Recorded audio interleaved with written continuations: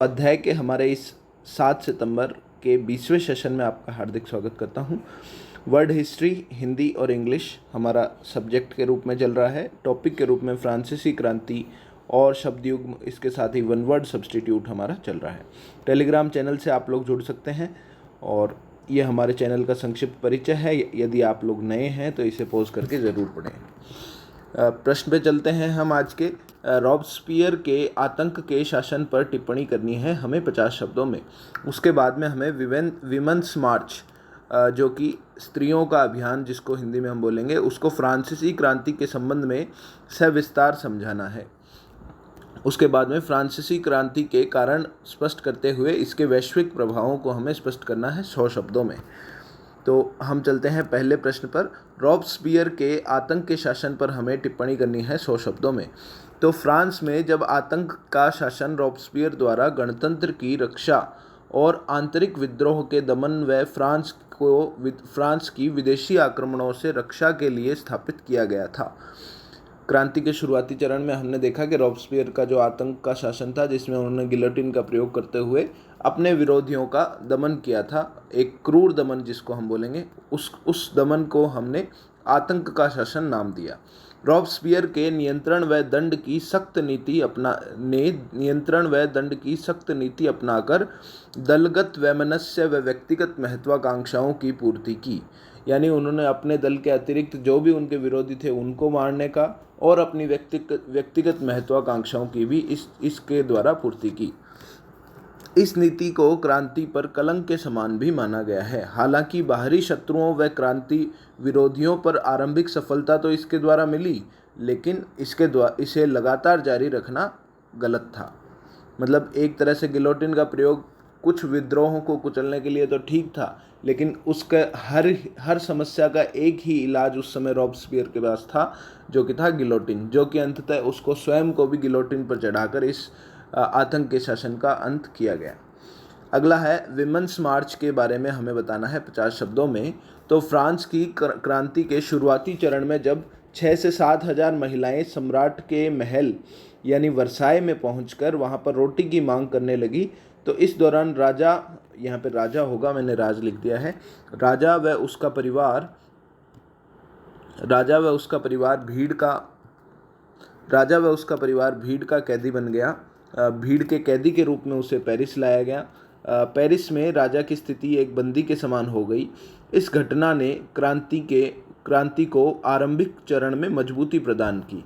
तो ये एक तरह से विमेंस का मार्च था जो उन्होंने वर्साय के महल से पेरिस के तक किया, और उस दौरान वो राजा को एक भीड़ के कैदी के रूप में अपने साथ लेकर आए। तो इससे प्रजातंत्र का मार्ग जो है फ्रांस में वो प्रशस्त हुआ। ये हमने बताया फ्रांस की क्रांति के दौरान विमेंस मार्च के बारे में। अब हम अगले प्रश्न पर चलते हैं, जो है फ्रांसीसी क्रांति का कारण स्पष्ट करते हुए इसके वैश्विक प्रभावों को हमें बताना है। तो विश्व में फ्रांस की क्रांति को एक युगांतकारी घटना माना जाता है। यह क्रांति मध्यम वर्ग के उस संघर्ष को दर्शाता है जो उच्च वर्ग से अधिकारों की लड़ाई लड़ रहा था। क्रांति के घटित होने के निम्नलिखित कारण रहे। इसमें हमने पहले छोटे क्वेश्चन के रूप में भी इस क्वेश्चन को देखा है। राजनीतिक कारण, सामाजिक कारण, आर्थिक कारण और बौद्धिक चेतना। तो इस बार हमें इसको 100 शब्दों में डिफाइन करना है। तो हम इसके राजनीतिक कारणों पर चर्चा करते हैं।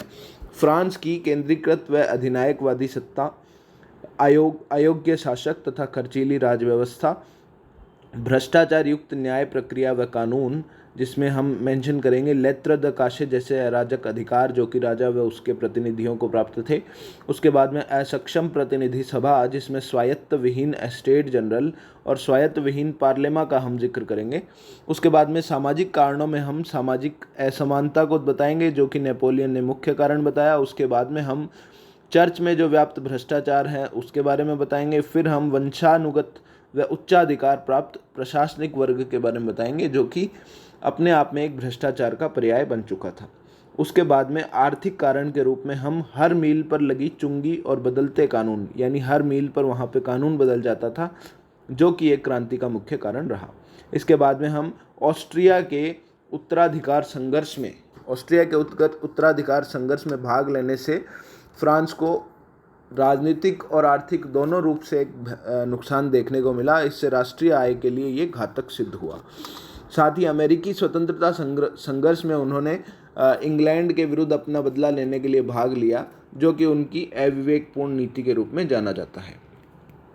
अगले हम फ्रांसीसी क्रांति के कारणों में बौद्धिक कारणों पर चर्चा करते हैं कि बौद्धिक चेतना ने भी एक प्रकार से कारण के रूप में फ्रांसीसी क्रांति के कारण के रूप में योगदान दिया। इसमें वोल्टेयर के, रूसो के, दिदरो के और मोंटेस्क्यू के जो योगदान है उसका हम जिक्र करेंगे। फिर हम फ्रांसीसी क्रांति के वैश्विक प्रभावों के बारे में बताएंगे कि पूरे विश्व में राष्ट्रीयता का उदय हुआ इसके द्वारा। साथ ही इसके द्वारा पूरे विश्व में लोगों में प्रजातांत्रिक भावना का विकास हुआ। सेकुलर धर्मनिरपेक्ष राज्यों की घोषणा देखने को मिली। साथ ही स्वतंत्रता, समानता व बंधुत्व के तत्वों का हमें विकास देखने को मिला। हमारे भारत के संविधान में भी स्वतंत्रता, समानता व बंधुत्व के जो तत्व हैं प्रस्तावना में या मूल संविधान में, वो फ्रांसीसी क्रांति से ही लिए गए माने जाते हैं। साथ ही समाजवाद तथा उदारवादी प्रजातंत्र का प्रारंभ भी हमें इस दौरान देखने को मिला। तो ये वैश्विक प्रभाव थे फ्रांस की क्रांति के। इससे पहले हमने फ्रांस की क्रांति के राजनीतिक, सामाजिक और आर्थिक और बौद्धिक कारणों को पढ़ा। अब हम चलते हैं हमारे डेली हिंदी सेशंस की तरफ, जिसमें हमारा टॉपिक शब्द युग में चल रहा है। मैं ये एक छोटी सी बात बताना चाहूँगा कि ये डेली के जो थोड़े थोड़े हम इनको कवर करते जा रहे हैं, ये निश्चित रूप से काफ़ी लाभप्रद होंगे हमारे लिए। और इसका हम वीकली रिवीजन भी फिर करते हैं, तो आप उन रिवीजन सेशंस को भी पूरे ध्यान से ज़रूर देखिएगा। तो 105 तक हमने कवर कर लिए थे पिछले सेशन में। अब हम 106वें पे चलते हैं, जो है कदन, क्रंदन और कदन्न। कदन का अर्थ निकलता है युद्ध, पाप या वध से। क्रंदन का निकलता है चीख से। और कदन्न का अर्थ निकलता है बुरा या मोटा अनाज। अगला है करकट या करकट। करकट के ऊपर जब कै के ऊपर रह आता है तो उसका अर्थ निकलता है केकड़ा या जंतु।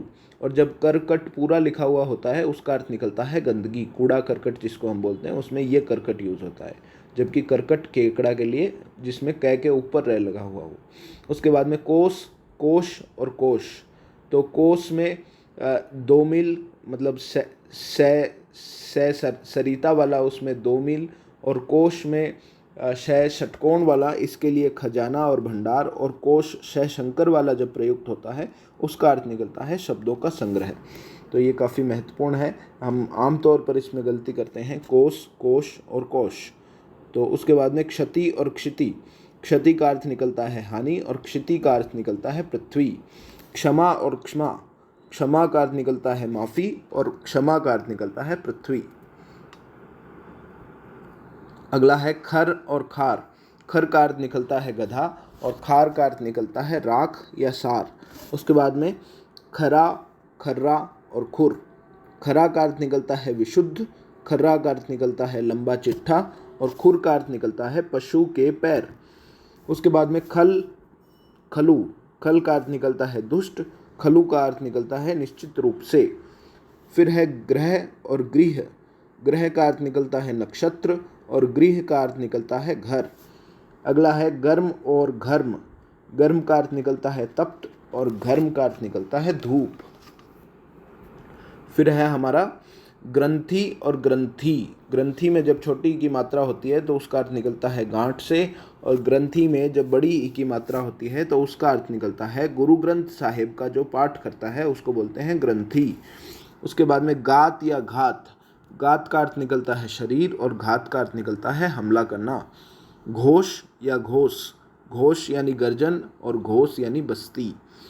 फिर है चपत और चंपत। चपत का अर्थ है थप्पड़ और चंपत का अर्थ है गायब। उसके बाद में चरी या चरी। चरी में छोटी ई की मात्रा का अर्थ निकलता है जानवर और चरी में बड़ी ई की मात्रा का अर्थ निकलता है चारा या गोचारण भूमि। तो ये हमारा हिंदी का शब्द युग्म सेक्शन था, जो कि हमने डॉक्टर राघव प्रकाश सर की बुक से कवर किया है। अब हम इंग्लिश सेक्शन में, जो कि हमारा 1 वर्ड सब्स्टिट्यूट चल रहा है, करीब 100 के करीब हमने पिछले सेशन में डिस्कस किए।